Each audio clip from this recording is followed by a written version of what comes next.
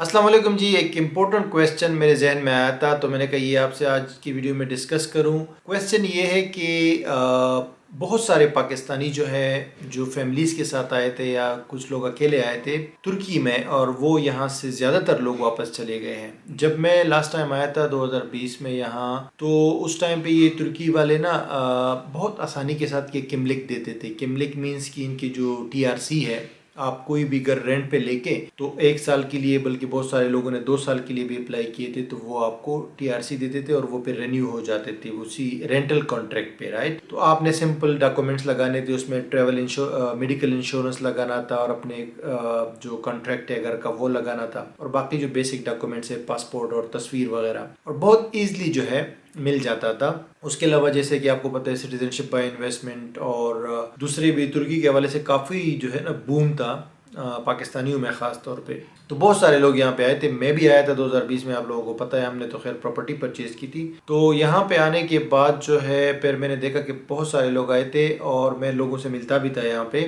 मसलन मैंने मीटअप एक रखा था यहाँ पे जहाँ मैं रहता हूँ, और एक मैंने सुल्तान अहमद पे भी मीटअप रखा था। तो बहुत सारे लोग भी आए थे, उसमें फैमिलीज़ भी आई थी, और यहाँ पे काफ़ी जो है गहमा गहमी उस टाइम पे मुझे नज़र आई थी पाकिस्तानियों के हवाले से, इंडियंस के हवाले से। और मुझे लग रहा था कि यार यहाँ पे ये बड़ी कम्युनिटी बननी जा रही है। लेकिन उस टाइम के बाद फिर मैं वापस चला गया पाकिस्तान, और अभी मैं दोबारा आया हूँ तकरीबन आप कह लोगे 1.5 साल के बाद। अभी मैंने देखा है कि यहाँ पे कोई भी बहुत कम लोग मुझे नज़र आए हैं जो उस टाइम पे पाकिस्तानियों को मैंने देखा था, चाहे वो सिटीजनशिप वाले हो या टीआरसी वाले हो, यानी जिन्होंने प्रॉपर्टी परचेज की हो, या सिंपली वो रेंटल कॉन्ट्रैक्ट पे यहाँ पे आए थे उस पे टीआरसी लिया था। बहुत कम लोग मुझे यहाँ पे नज़र आए हैं, ज़्यादातर लोग वापस चले गए हैं। और वो तो छोड़े, जो यहाँ पे पाकिस्तानी जो इलीगल लड़के होते हैं जो काम करते हैं, वो भी बहुत ज़्यादा वापस चले गए हैं। अभी मैं रिसेंटली पाकिस्तानी कॉन्सुलेट गया था इस्तांबुल में, तो वहाँ पे पहले ये होता था लाइन लगी होती थी, रश होता था लोगों का। 2 साल पहले की मैं बात कर रहा हूँ। लेकिन अभी मैं गया था वहाँ पे कोई भी बंदा नहीं था, मतलब 1-2 बंदे बैठे हुए थे, और आप कोई भी काम करने जाओ तो 5 मिनट में काम हो जाता था।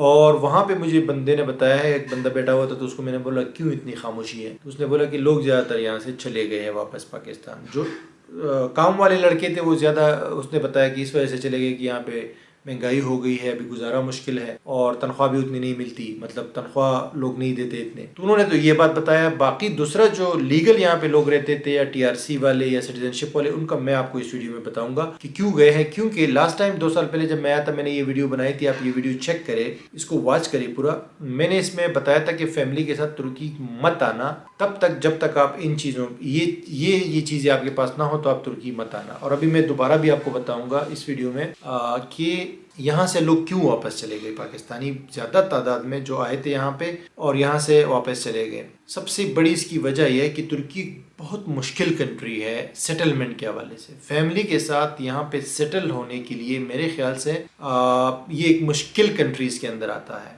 यानी बाहर से तो ये बहुत इजी लगता है, तुर्की जो मुल्क है बहुत खूबसूरत लगता है, क्योंकि टूरिज्म के लिए मेरे ख्याल से तुर्की से बेहतरीन कोई मुल्क दुनिया में नहीं है। मतलब अगर टॉप की लिस्ट बनाए टूरिज्म के हवाले से, यानी घूमने फिरने के हवाले से, तो तुर्की हमें टॉप 3 में नजर आएगा या टॉप 5 में नजर आएगा। लेकिन टूरिज्म एक डिफरेंट चीज़ है। जब आप किसी मुल्क जाते हो घूमने फिरने के लिए और वहाँ पे देखते हो, तो हर चीज़ अच्छी नज़र आ रही होती है, लोग भी अच्छी नज़र आ रहे होते हैं, रोड्स, बाजार्स, टूरिस्ट एरियाज, हर चीज़ आपको A1 नज़र आ रही होती है। और यही चीज़ें आप जब भी तुर्की आते हो तो आपको ऐसा ही लगता है, मतलब बहुत मज़ा आता है, और आप एकदम जो है बहुत ज़्यादा अट्रैक्ट हो जाते हो, अमेज हो जाते हो, और आपका दिल यहाँ रह जाता है जब आप विजिट से वापस जाते हो। लेकिन आप लोगों के लिए मैं ज़रा सा हकीकत आपको बता दूँ, वो ये है कि अगर आप यहाँ पे रहने का वो करते हैं ना कि हम यहाँ पे रह के यहाँ पे सेट हो जाए फैमिली के साथ खास तौर पे, तो जैसे ये टूरिज्म के लिए बहुत इजी कंट्री है, बहुत ज़बरदस्त कंट्री है, बड़ा खूबसूरत है, हर चीज़ ओके है, उसी तरह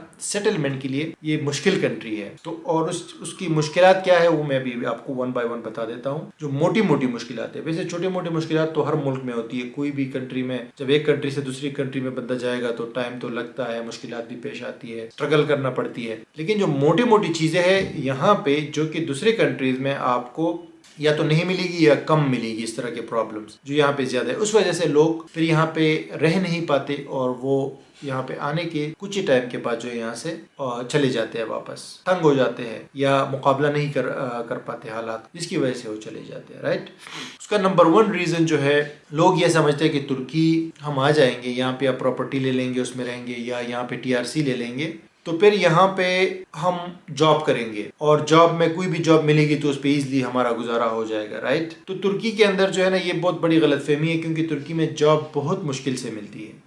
यानी कि अगर आप फॉरेनर हैं और आपको यहाँ पे ज़ुबान भी नहीं आती तो बहुत मुश्किल है, और आपको यहाँ आपके पास यहाँ की सिटीजनशिप भी नहीं है, यानी कि आप सिर्फ TRC है आपके पास। क्योंकि TRC पे जनरली आपको अगर TRC मिल भी जाता है, प्रॉपर्टी ले लेते हो आप, या जो पहले रेंटल एग्रीमेंट पे मिलता था, तो वो अगर मिल भी जाता है तो उस पर सिर्फ रहने की इजाज़त है, काम करने की इजाज़त नहीं है। काम करने के लिए आपको वर्क परमिट चाहिए होता है, और वर्क परमिट बाकायदा अप्लाई होता है, कंपनी आपके पे आप पे अप्लाई करेगी, वो हुकूमत को टैक्स पे करेगी, रेगुलर बेसिस पे आपके इंश्योरेंस करवाएगी, तो काफ़ी सारे उसके मामलात होते हैं। इस वजह से फॉरेनर के लिए वो जॉब, क्योंकि फॉरेनर के लिए लाजमी बात है, फिर एक्स्ट्रा चीज़ें हो जाती है, रिक्वायरमेंट्स हो जाती है। कोई भी कंपनी आपको हायर करती है तो 5 लोकल्स को उन्होंने हायर करना है, फिर उसके बाद फॉरेनर को वो हायर कर सकता है, तो बड़ी मुश्किल हो जाती है लीगल तरीके से यहाँ पे जॉब हासिल कर। सबसे बड़ी ये वजह है, क्योंकि आप किसी भी कंट्री जाओगे, वहाँ पे आप कमाओगे नहीं, आप पैसे नहीं कमाओगे, तो फिर कैसे रह सकते हो, वहाँ पे अपना गुजारा कैसे होगा, खासतौर पे जब जो बंदा फैमिली के साथ आता है। सबसे बड़ी ये वजह है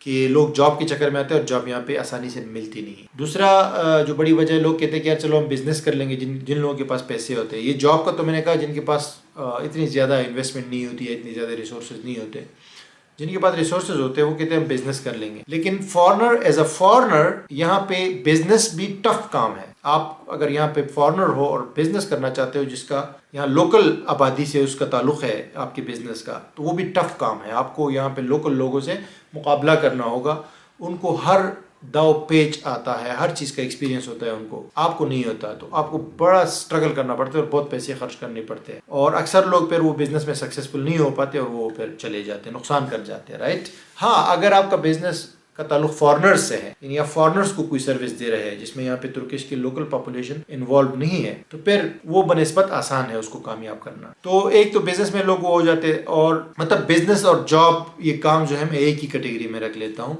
दूसरी जो बड़ी वजह है वो जुबान की है। जुबान जो है यहाँ पे बहुत ज़रूरी है तुर्की में, अगर आप रहना चाहते हो, चाहे आप जॉब करना चाहते हो, चाहे आप बिजनेस करना चाहते हो, चाहे आप सेट होना चाहते हो, सेटलमेंट करना चाहते हो फैमिली के साथ, जुबान इज़ द फर्स्ट थिंग, ज़ुबान इज़ द फर्स्ट प्रायोरिटी। आप डॉक्टर के पास भी, अगर आपको ज़ुबान नहीं आती तो आप डॉक्टर के पास भी नहीं जा सकते, आप जो है स्कूल नहीं जा सकते, आप किसी भी जगह पे, मतलब आपको लैंग्वेज के बगैर मुश्किल है आपका काम चलना।